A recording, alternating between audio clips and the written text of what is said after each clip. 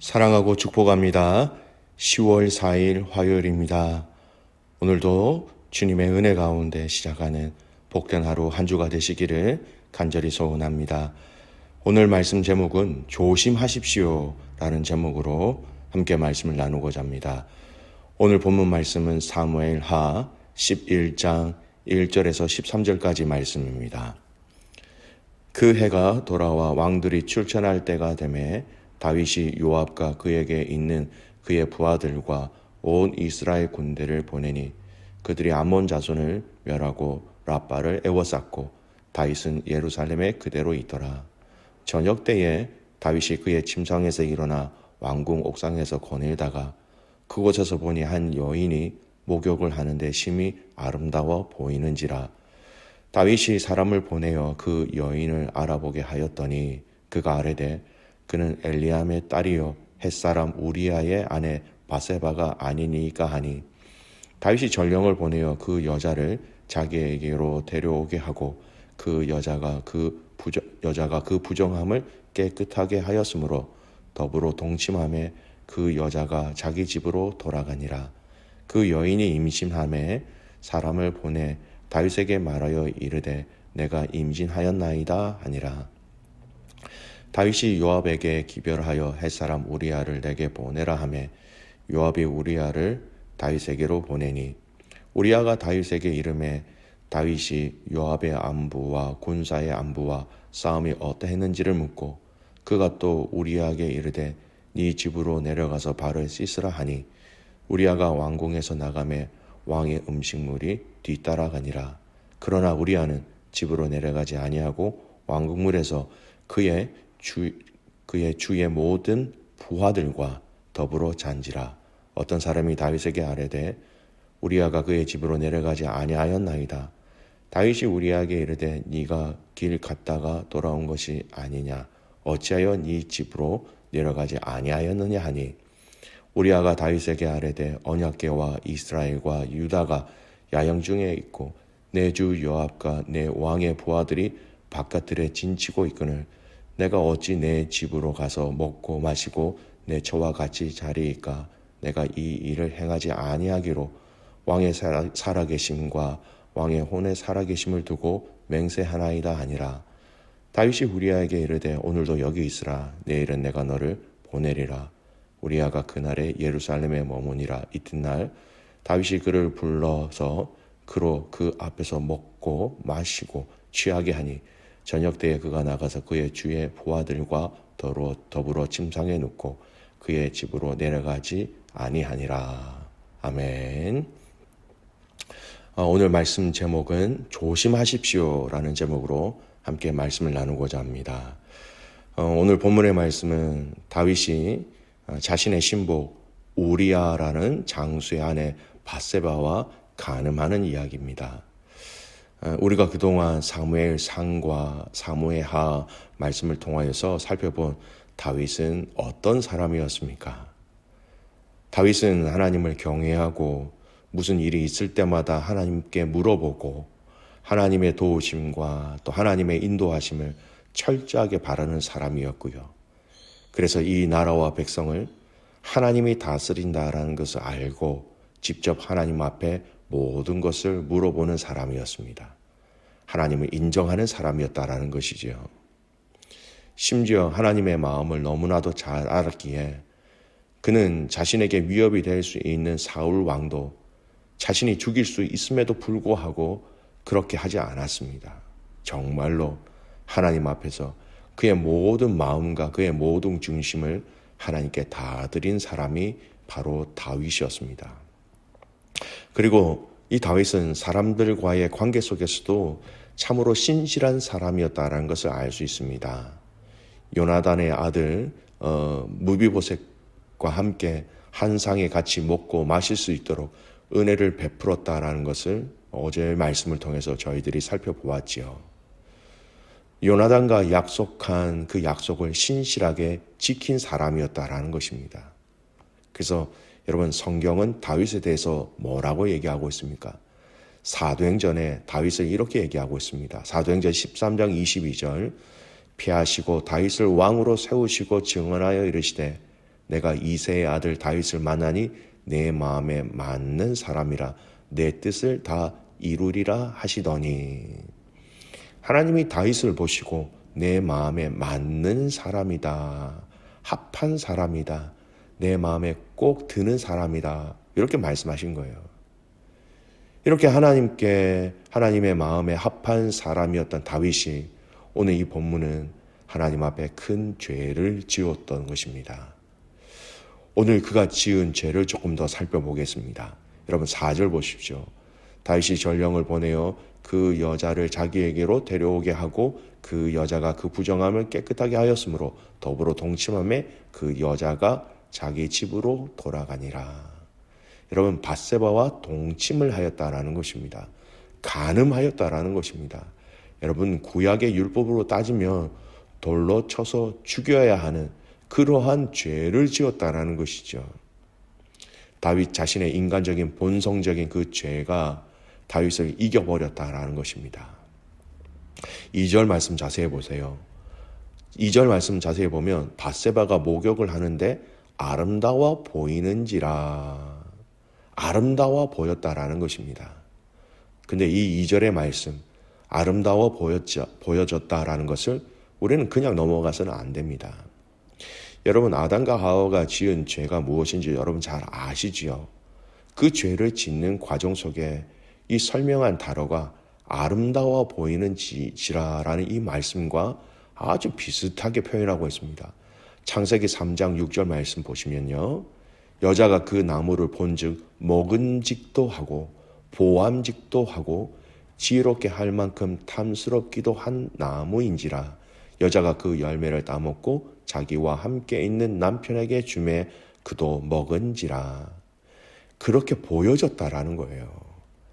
여러분 사단이 믿음의 사람들을 넘어뜨리는 방법이 바로 이것입니다. 아름다워 보이는지라, 먹음직, 보암직, 지혜롭게 할 만큼 탐스럽게 보였다라는 것입니다. 다윗은 이 사단의 유혹, 그렇게 아름답게 보여졌다라는 이 유혹에 넘어가 간음이라는 죄를 지었던 것입니다. 그렇게 보여지는 것에 우리가 얼마나 조심해야 하는가, 오늘 말씀은 우리에게 그렇게 이야기하고 있는 것이지요. 여러분 사단이 우리에게 그렇게 보여진다, 그렇게 신뢰할 만하다, 그렇게 일이 될 것 같다, 여러분 이것에 조심할 수 있는 믿음의 성도들이 되시기를 간절히 소원합니다. 두 번째, 여러분 다윗은 이 지은 죄를 은폐하기 위해서 어떤 행동을 하게 됩니까? 우리아의 아내 밧세바가 임신하였다라는 것을 들은 다윗은 자신의 그 범죄한 것을 숨길 방법이 없게 됩니다. 그래서 사람을 보내어서 우리아를 전쟁에서 불러오게 하고 그의 아내 밧세바와 동침을 하게 하려고 하였습니다. 근데 우리아의 반응은 어떻습니까? 우리아는 진정한 왕을 위한 군인이었기 때문에 집에 들어가지 않고 부하들과 같이 들에 진치고 잠을 자고 있었던 것이죠. 죄의 특징이 하나 있습니다, 여러분. 죄는요, 숨기려고 한다는 겁니다. 숨기려고 하기 위해서 거짓으로 우리아를 불러오게 하였지만 다윗이 그가 원하는 대로 이 일들이 진행되지 않았다는 것이죠.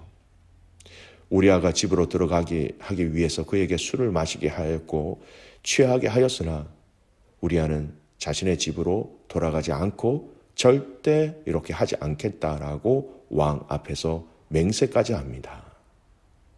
여러분 죄는요, 드러나는 것을 굉장히 두려워합니다. 죄인은 자신이 지은 죄가 다른 사람들에게 밝혀지는 것을 무척이나 두려워한다는 거예요.